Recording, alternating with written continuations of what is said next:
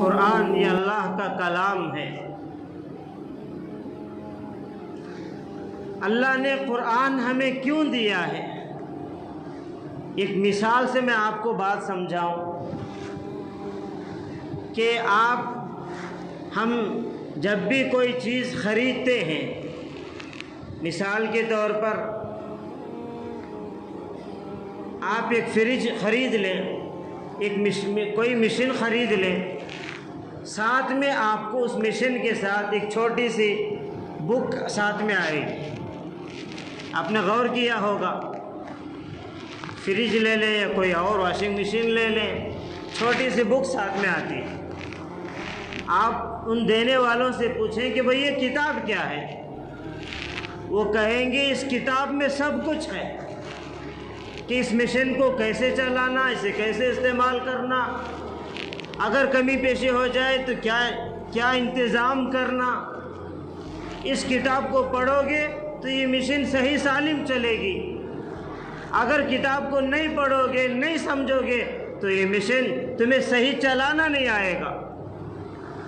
عزیز دوستو، جب اللہ نے مجھے اور آپ کو پیدا کیا، ایک انسان کو اللہ نے پیدا کیا، ساتھ میں ایک کتاب کو بھی اللہ نے بھیج دیا، ایک کتاب کو بھی اللہ نے اتار دیا کہ اے میرے بندو، تمہیں زندگی میں کیسے چلنا ہے یہ کتاب میں لکھا گیا ہے،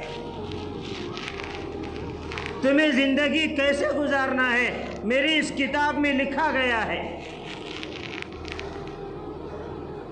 تمہیں دنیا میں تمہارے آنے کا مقصد کیا ہے اس کتاب میں لکھا گیا ہے، عبادت کے میدان میں کیسی زندگی گزارنا ہے اس کتاب میں لکھا گیا ہے، اللہ کے حقوق کیسے ادا کرنا ہے اس کتاب میں لکھا گیا ہے، مخلوق کے حقوق کیسے ادا کرنا ہے اس کتاب میں لکھا ہے۔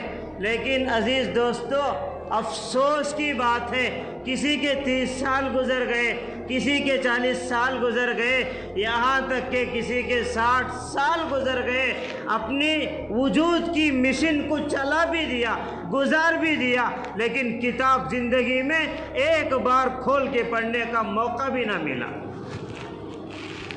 اسی لیے تو ہماری زندگیاں منزل کی طرف پہنچنے کے بجائے، صحیح رخ پہ چلنے کے بجائے غلط راستے پہ خود بخود چل دیے۔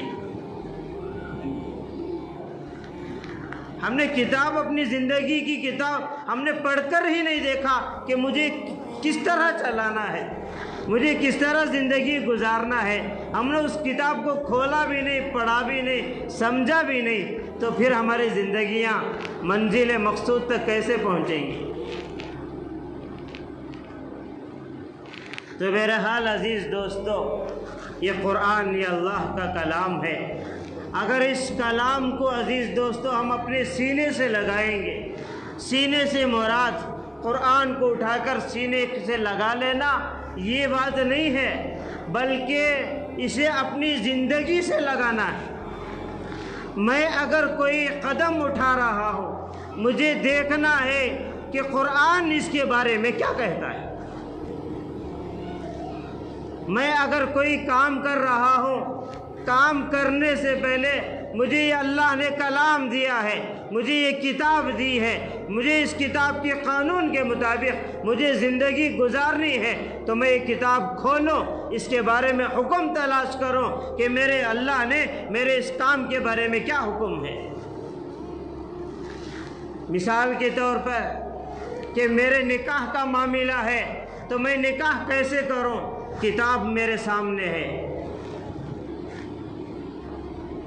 خوشی کا موقع ہے تو بھی کتاب ہے، غم کا موقع ہے تو بھی کتاب ہے، زندگی کے ہر موقع پر یہ کتاب رہبری کرنے کے لیے کافی ہے۔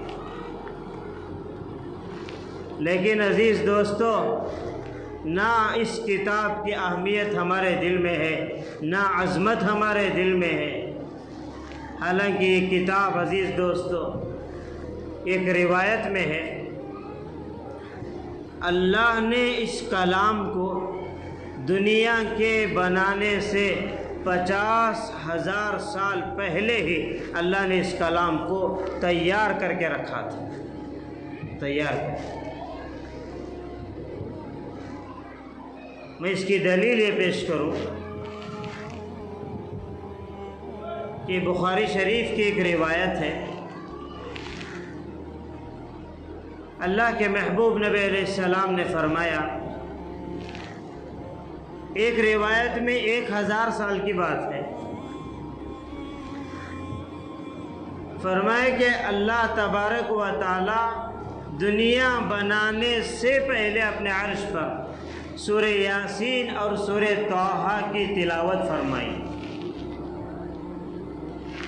جب فرشتوں نے سنا، کہنے لگے کیا ہی خوبصورت کلام ہے، کتنے خوش قسمت لوگ ہوں گے، کتنی خوش قسمت وہ امت ہوگی جن پر اس قرآن کو اتارا جائے، اور کیا ہی خوش نصیب ہوں گے وہ سینے جس سینے میں اس قرآن کو، اس کلام کو اٹھایا جائے گا، جو سینے اس کلام کو محفوظ کریں گے، اٹھائیں گے۔ ایسا عظیم کلام ہمارے پاس آ بھی گیا ہے، لیکن ہماری زندگیاں گزر گئے، ہماری زندگیوں کی شام ہو گئی، لیکن اس قرآن کو پڑھنے کی ہمیں توفیق نہ ہو، سمجھنے کی توفیق نہ ہو، عمل تو بہت دور کی بات ہے۔ پھر ہماری زندگیاں کیسے روشن ہو، ہمارے زندگیوں میں کیسے سکون آئے۔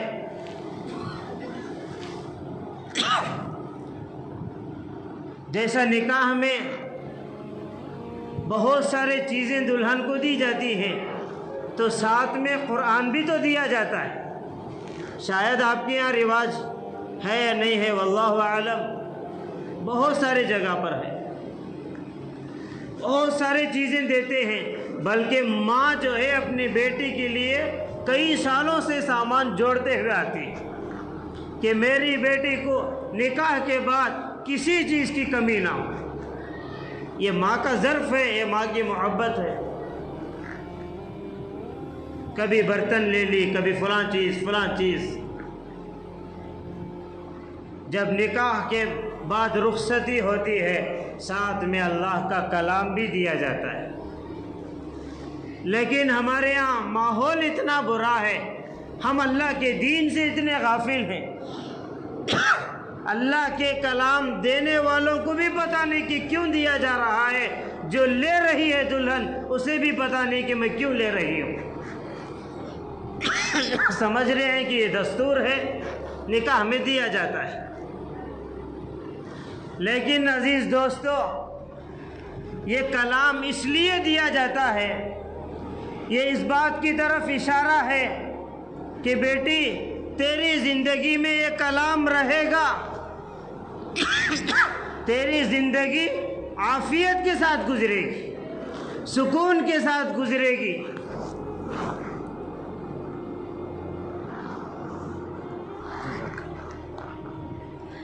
اگر تو اس کلام کو اپنے سینے سے لگائے گی تو اپنے شوہر کے بھی حقوق ادا کرے گی، اپنے پیدا کرنے والے خالق کے بھی حقوق ادا کرے گی۔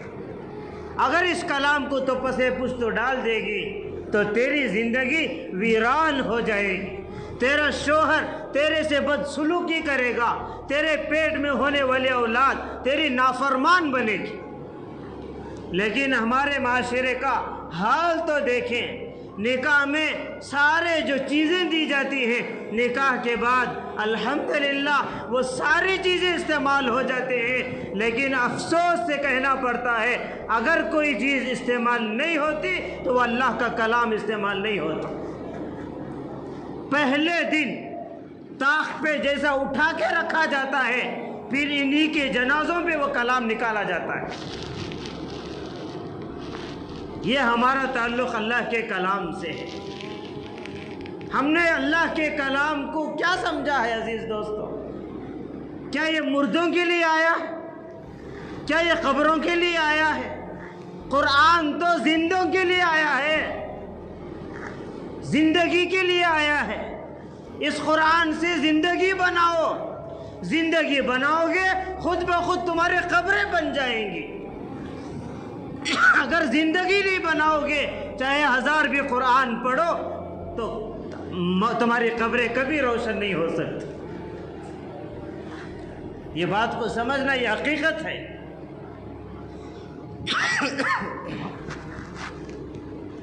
تو ایک تو عزیز دوستو اللہ کے کلام سے اپنا تعلق ہونا یہ انتہائی ضروری ہے۔ عزیز دوستو نہیں آتا تو سیکھنے کی تو کوشش کریں، وقت نکالیں، دعائیں کریں اللہ سے۔ ارے گندی دنیا میں ہم آ کر کتنے زبانیں ہم نے سیکھ لی عزیز دوستو، ڈگریوں پر ڈگریاں، ڈبل ڈگریاں، لیکن یاد رکھنا ڈگریاں حاصل کرنے سے شریعت منع نہیں کرتی۔ آج امت میں ضرورت ہے، سچے ڈاکٹرز کی بھی ضرورت ہے، سچے وکیلوں کی بھی ضرورت ہے، اور امت کا بڑا طبقہ ایجوکیشن فیلڈ میں ہونا اس وقت امت کی اشد ضرورت ہے۔ لیکن عزیز دوستو ضرورت ہے، یہ اس وقت تک ہمیں کام آئیں گے جب تک ہمارے جسم میں روح باقی ہے۔ جسم سے روح جدا ہوگی، کوئی عزیز دوستو چاہے ڈاکٹر کی لاش ہو، کوئی ڈاکٹر نہیں کہتا بلکہ میت ہی کہتا ہے، چاہے انجینئر ہو، کوئی میت اسے انجینئر نہیں کہتے بلکہ میت ہی کہتے۔ کیوں؟ یہ علوم فنون، یہ ڈگریاں یہ ضرورت کے تحت تھے، ضرورت ختم ہو گئی تو معاملہ ختم۔ لیکن یہ قرآن عزیز دوستو یہ اپنا مقصد ہے، یہ مقصد ہے۔ آپ علوم و فنون دنیا کے جتنے حاصل کرنا ہے کریں، اپنے اولاد کو کرانا ہے کرائیں، لیکن سب سے پہلے ان کا تعلق قرآن سے جوڑیں۔ اگر آپ کی اولاد قرآن سے جڑ کر ڈاکٹر بنے گی، وہ غریبوں کا خون چوسنے والا ڈاکٹر نہیں بلکہ غریبوں کے ساتھ ہمدردی کرنے والا ڈاکٹر بنے گا۔ آنے والے کو گاہک نہیں سمجھے گا، آنے والے کو پریشان حال سمجھے گا۔ کیوں؟ اس کا تعلق قرآن سے ہے، وہ سمجھتا ہے کہ دنیا کیا ہے، آخرت کیا ہے۔ اسی طرح اگر آپ قرآن سے جڑ کر آپ کی اولاد وکیل بنے گی، سچائی کی وکالت کرتے ہوئے دنیا سے جائے گا، سچائی کی وکالت کرتے۔ ورنہ عزیز دوستو آج ہم دنیا کا حال دیکھ رہے، جھوٹ سے، دھوکے سے عدالتیں بھری ہوئی۔ تو بہرحال قرآن عزیز دوستو یہ اللہ کی طرف سے ہمارے لیے رہبر ہے، بہت بڑی نعمت ہے۔ چاہیے تو یہ تھا کہ ہمارا تعلق اس سے ہوتا۔ شیطان نے ہمیں پٹی یہ پڑھائی کہ بھائی پڑھنے کی عمر ہماری ختم ہو گئی، اب ہم نہیں پڑھ سکتے۔ مال تو کما سکتے، یہ کیوں نہیں کہتے کہ عمر ختم ہو گئی، مال ہم نہیں کما سکتے؟ اب ہم یہ کیوں نہیں کہہ سکتے کہ اب ہم دکان نہیں چلا سکتے، عمر ہوئی؟ ارے ہر چیز میں آگے بڑھ رہے ہو، صرف اللہ کے کلام سیکھنے میں شیطان نے اس دھوکے میں ڈال دیا، اب عمر ختم، اب ہم نہیں پڑھ سکتے۔ آپ صحابہ کی سیرت تو اٹھائیں، صحابہ کی واقعات کو پڑھیں۔ کوئی 40 سال میں ایمان قبول کیے، کوئی 50 سال میں ایمان قبول کیے، لیکن تڑپ اپنے اندر پیدا کیے، فکر اپنے اندر پیدا کیے، ایسا قرآن کو سیکھا، ایسا قرآن سے اپنا رشتہ جوڑا۔ اللہ اکبر، قرآن صحابہ پڑھتے تھے، اللہ کے عرش پہ فرشتے رشک کرتے تھے۔ اللہ کے محبوب نبی علیہ السلام صحابہ کے لشکروں کو لے کر راستے میں جا رہے ہیں، رات ہو گئی، اندھیرا چھا گیا، جہاں رات ہوتی پڑاؤ ڈال دیتے تھے۔ اللہ کے محبوب نبی علیہ السلام نے اعلان کیا، بھائی کون ہے جو آج ہمارے اس قافلے کو پہرا دے تاکہ قافلہ آرام سے نیند کر سکے؟ دشمنوں کا خطرہ تھا۔ 2 صحابہ ہاتھ اٹھا کر کھڑا کیے، اے اللہ کے محبوب ہم حاضر ہیں۔ ایک انصاری تھے اور ایک مہاجر تھے۔ انصاری کہتے ہیں مدینے والوں، مہاجر کہتے ہیں جو مکے سے ہجرت کر کے مدینہ گئے تھے انہیں مہاجر کہتے ہیں۔ ایک مہاجری صحابی کھڑے ہوئے، ایک انصاری صحابی کھڑے ہوئے۔ تو اللہ کے محبوب نبی علیہ السلام نے دونوں کو دعائیں دیتے ہوئے ایک پہاڑی بتائی کہ بھائی اس پہاڑ پہ جا کر تم اپنا پہاڑ پر جا کر قیام کرنا، کیونکہ دشمن کا وہاں سے آنے کا خطرہ ہے۔ اب یہ دو صحابی وہاں پر پہنچے، دونوں بیٹھے ہوئے تھے، تو کیا ایمان بنا، کیا اللہ کا کلام، کل اللہ کے کلام سے جڑے ہوئے تھے، کیسا اللہ کا تعلق تھا۔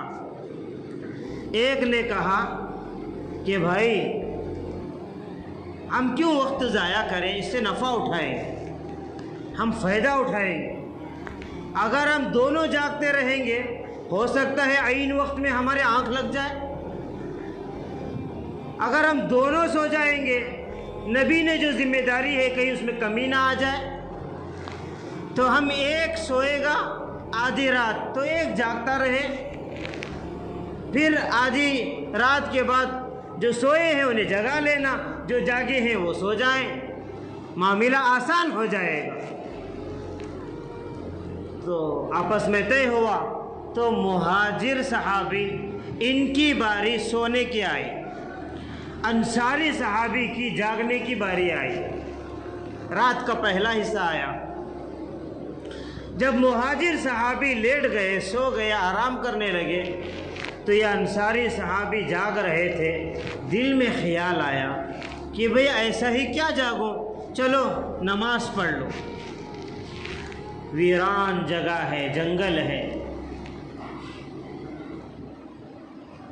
ایمان بنا تھا، اللہ سے جڑا تھا، اللہ کی محبت تھی کہ بھئی چلو اللہ سے ہم کلام کریں۔ تو نماز کی رکعت انہوں نے باندھی، نماز کی رکعت باندھ لی تو قرآن کا ایک بڑا سورہ انہوں نے شروع کیا۔ اور عزیز دوستو، جیسا مجھے اور آپ کو گناہ میں، خواہشات میں، غفلت میں جیسا ہمیں مزہ آتا ہے، اللہ کی قسم انہیں عبادت میں اس سے بڑھ کر مزہ آتا تھا۔ مجھے اور آپ کو حرام میں مزہ آتا ہے تو انہیں حلال میں مزہ آتا تھا۔ مجھے اور آپ کو ناجائز چیزوں میں مزہ آتا ہے، انہیں جائز چیزوں میں مزہ آتا تھا، کیونکہ وہ اپنا ایمان بنائے تھے، اپنا دل بنائے تھے۔ قرآن میں ایسی لذت انہیں آتی تھی، اللہ کا کلام ایسا مزہ لے لے کر پڑھتے تھے۔ قرآن شروع کیے، قرآن پڑھنے لگے، دشمن دور سے دیکھ کر محسوس کیا اوہو کوئی ایک آدمی ہے، دور سے تیر برسایا، تیر آ کے لگا، تو انہوں نے نماز میں ہی فوراً وہ تیر کو نکال کے پھینک دیا، نماز پڑھ رہے ہیں، قرآن کی تلاوت کر۔ دوسرا تیر، تیسرا تیر، یہاں تک کہ جسم سے خون نکلتے نکلتے خون سے لہو لہان ہو گئے۔ فوراً جتنا جلد ہو سکے انہوں نے نماز کو مختصر کیا، سلام پھیر کے اپنے ساتھی کو جگایا۔ جیسے ہی ان کے صحابی مہاجر ساتھی اٹھ کر دیکھے تو اپنے انصاری صحابی خون سے لہو لہان، انہوں نے کہا کہ بھائی تم نے اتنی تکلیف کیوں اٹھائی، مجھے اٹھا لیتے۔ دشمن نے جب یہ بھی کھڑے ہو گئے، دشمن نے محسوس کیا یہاں ایک آدمی نہیں کوئی بہت سارے ہوں گے، یہ سمجھ کر بھاگ چلا۔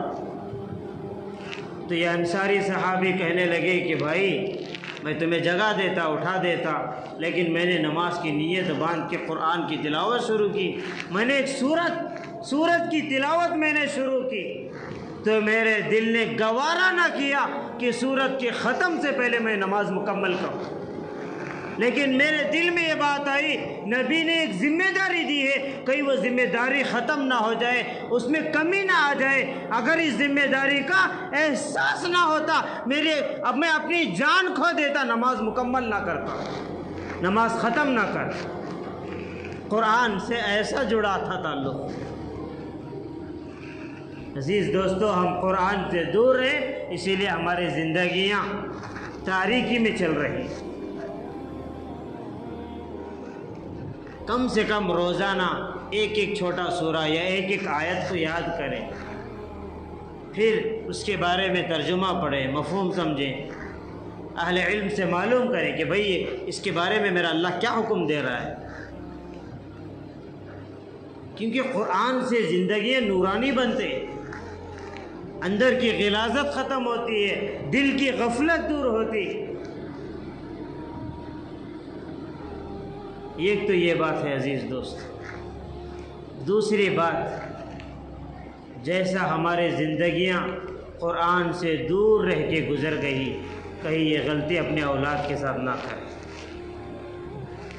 کہیں یہ غلطی اپنے اولاد کے ساتھ بھول کر بھی نہ کریں، ورنہ عزیز دوستو تم کتنے بھی نمازیں پڑھ لو، کتنا بھی مال صدقہ خیرات کر لو، اولاد کو اگر اللہ کے کلام سے نہیں جوڑیں گے، قیامت کے دن ہماری ہی اولاد ہمارا گریبان پکڑے گی۔ یہ بات پکی ہے عزیز، ہمارے اولاد ہمارا گریبان پکڑے گی۔ ان کو قرآن کی تعلیم دینا، قرآن سکھانا، قرآن کے مطابق ان کی تربیت کرنا، یہ ہماری ذمہ داری ہے عزیز دوست۔ اولاد یہ بہت بڑی نعمت ہے، ہم اپنے آپ کو کیا سمجھیں عزیز دوستو؟ اللہ کے کلام کو ہم کیا سمجھے ہیں؟ کیا اللہ کا کلام صرف غریب یتیم بچوں کے لیے نازل ہوا ہے؟ ہم آفیشل ہیں، ہم مالدار ہیں، ہمارے گھر میں کھانے کی چیزیں ہیں، ہمارے پاس پیسہ ہے، زمینیں ہیں، ہماری اولاد کے لیے کھڑے ہو کے پیشاب کرنے والوں کے کتابیں ہیں۔ قرآن تو یہ یتیم بچوں کے لیے رکھا گیا ہے۔ یہ ایسا ہے؟ کیا ہمارا خیال ایسا ہے؟ آج امت نے تقسیم کر دیا، قرآن صرف یتیم بچوں کے لیے، قرآن صرف غریب بچوں کے لیے۔ حافظ تو وہ بنائے نا جن کا کوئی باپ نہیں، حافظ تو وہ بنائے جن کے گھر میں کھانا نہیں۔ ہاں، اگر یہ آپ کا ترازو ہے، ساتھ میں یہ بھی طے کر لینا کہ آپ کے اولاد کے لیے جہنم ہے، ان غریب بچوں کے لیے جنت ہے، یہ طے کر لیں۔ ہم کس دھوکے میں پڑے ہیں عزیز دوست؟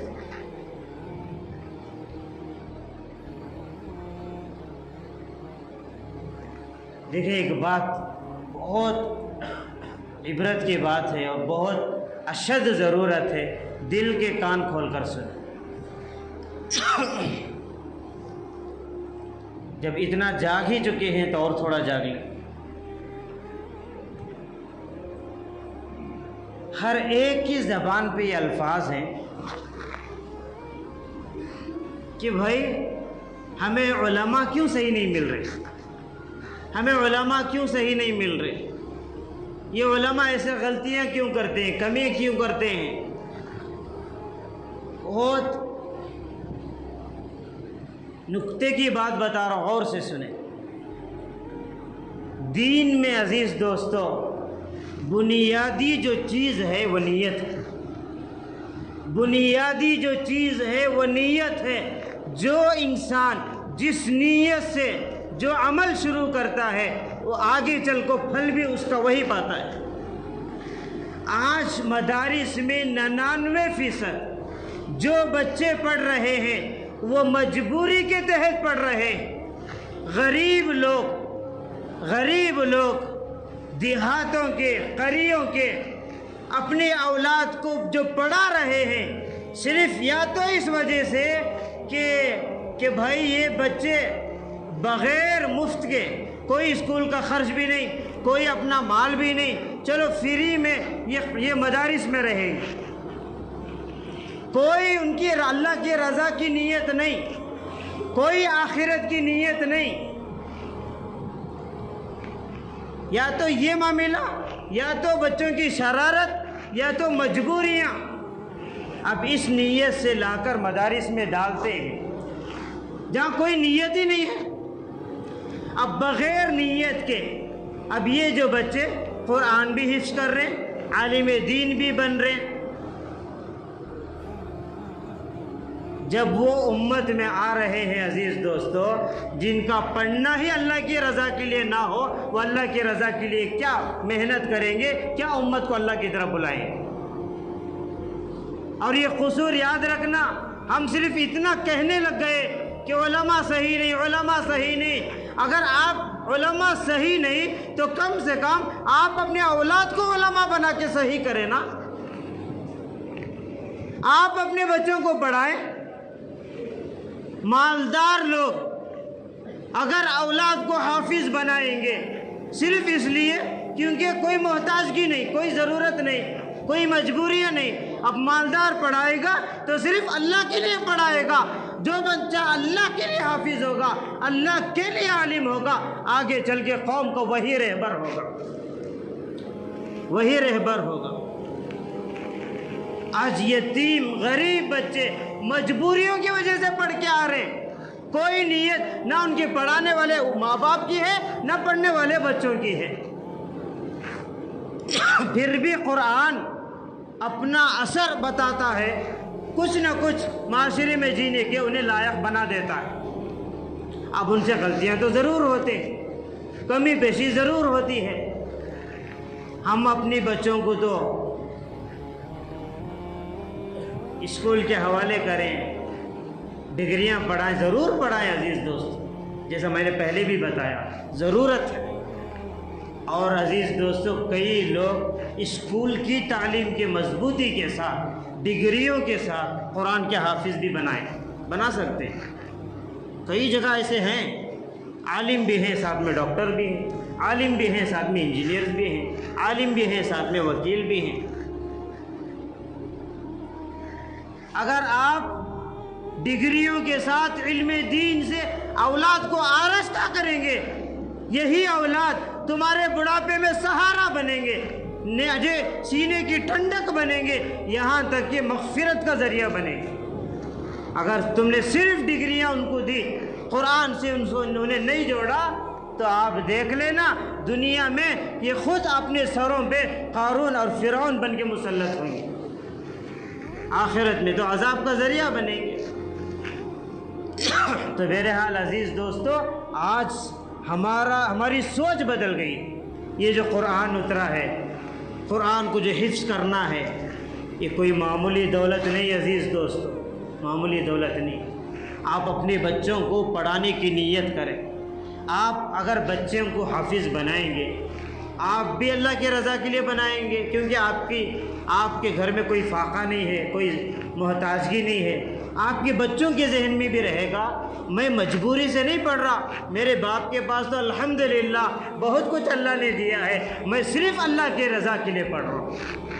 وہ آگے چل کے لوگوں کے جیبوں کو نہیں دیکھے گا، بلکہ لوگوں کے کمزور ایمان کو دیکھ کر روئے گا، لوگوں کے ایمان کی فکر کرے گا۔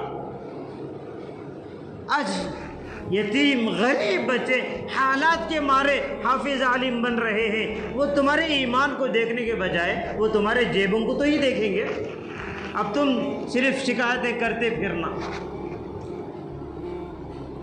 اور بڑی شان سے کہتے فلاں عالم نے یہ غلطی کی، فلاں عالم نے یہ غلطی کی۔ بھائی تجھے اتنا ہی اگر فکر ہے، اپنے اولاد کو کیوں نہیں پڑھایا؟ بھائی اپنے اولاد کو حافظ عالم بنا لیتا۔ بہت سارے باتیں عزیز دوستو درد سے کہنا پڑتا ہے، افسوس سے کہنا پڑتا ہے۔ دیندار اپنے اولاد کو کم سے کم آخری درجہ دیندار تو بنا کے جائے، دیندار۔ ہم نے انگریزی تو اتنی پڑھا لی کہ ہمارے اولاد انگریز کو بھی انگریزی پڑھاتے، لیکن قرآن سے اتنا دور رکھا کہ بیٹا باپ کی جنازے کی نماز بھی نہ پڑھا سکے۔ یہ ہماری حالت۔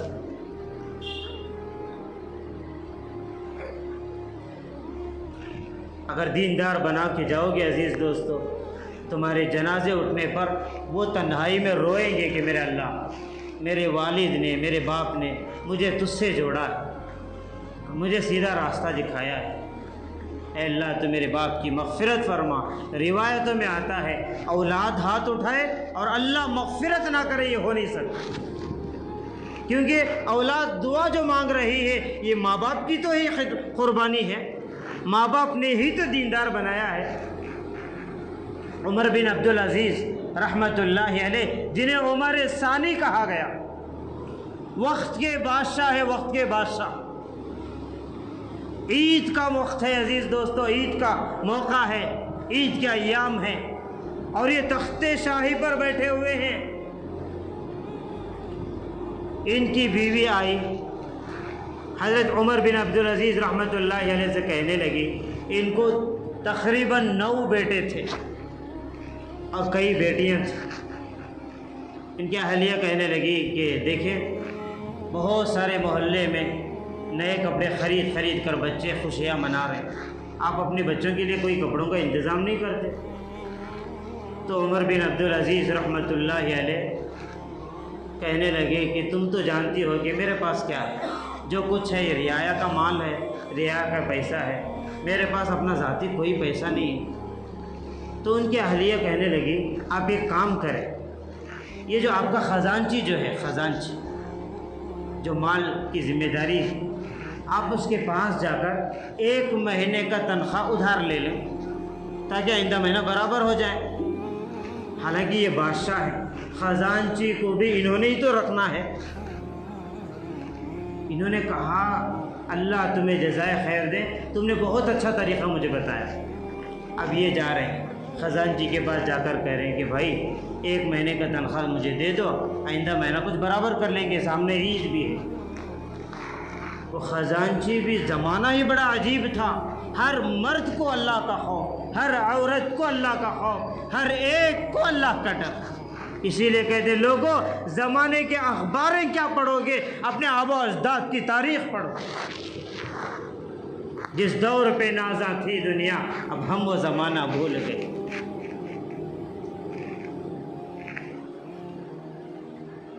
تو عمر بن عبدالعزیز رحمۃ اللہ علیہ پہنچے، خزانچی سے کہا کہ بھائی 1 مہینے کی تنخواہ ادھار دے دیں۔ حالانکہ وہاں کوئی دوسرے لوگ نہیں تھے۔ وہ خزانچی کہنے لگا کہ بادشاہ، آپ نے مجھے اس کام پر مجھے متعین کیا ہے، رکھا ہے، اور یہ یاد رکھنا، میں جب تک ذمہ داری میں رہوں گا اللہ کو ڈر کے ذمہ داری ادا کروں گا، یہاں آپ کا معاملہ نہیں ہے، چاہے آپ رکھنا چاہے رکھیں، نکالنا چاہے نکالیں۔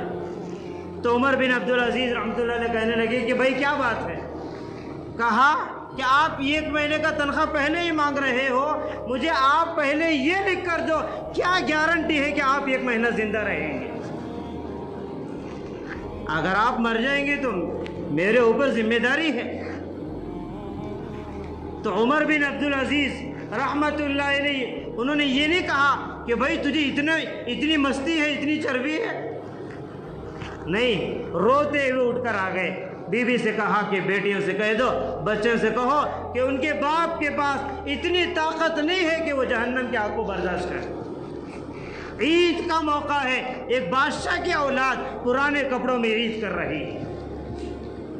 جب ان کی روح نکل رہی تھی، مرض الوفات میں تھے، بڑے بڑے وزراء امراء ان کی ملاقات کو آئے، تو ملاقات کرتے کرتے جا رہے تھے، ایک نے کہا اس سے بڑا بیوقوف بادشاہ ہم نے زندگی میں نہیں دیکھا ہے۔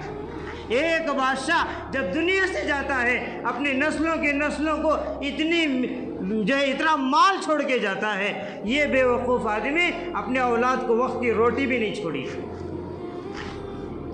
جب یہ پیغام انہیں پہنچا، کسی نے بتایا، تو عمر بن عبدالعزیز رحمۃ اللہ علیہ کہنے لگے کہ میں نے میری اولاد کا تعلق میرے اللہ سے جوڑ دیا ہے، میں نے میرے اولاد کا تعلق میرے اللہ سے جوڑ دیا ہے، انہیں میں فرما بردار بنا کے جا رہا ہوں، وہ میرے اولاد کو میرے اللہ سے لے کے زندگی گزارنا آتا ہے۔ اگر میرے اولاد فرما بردار ہے ان کے لیے اللہ کافی ہے، اگر وہ نافرمان ہے ان کے لیے میں مال چھوڑ کر اللہ کے یہاں میں حساب دوں، یہ مجھے نہیں ہوتا۔ علماء نے لکھا ہے کتابوں میں، ان کے جنازے کے بعد ان کی حکومت دشمنوں کے ہاتھ میں آئی، لیکن دشمن اس حکومت کو چلا نہ سکے۔ ایک وقت آیا کہ ان کے اللہ نے ان کے ایک ایک بیٹے کو ایک ایک زمین میں ایک ایک علاقے کا گورنر بنایا۔ زندگی اللہ کے ہاتھ میں ہے عزیز دوست۔ تو بہرحال قرآن کا تعلق اپنی ذات سے بھی ہو، اپنے اولاد کو بھی جوڑے، اپنے اولاد کو بھی لے جوڑے۔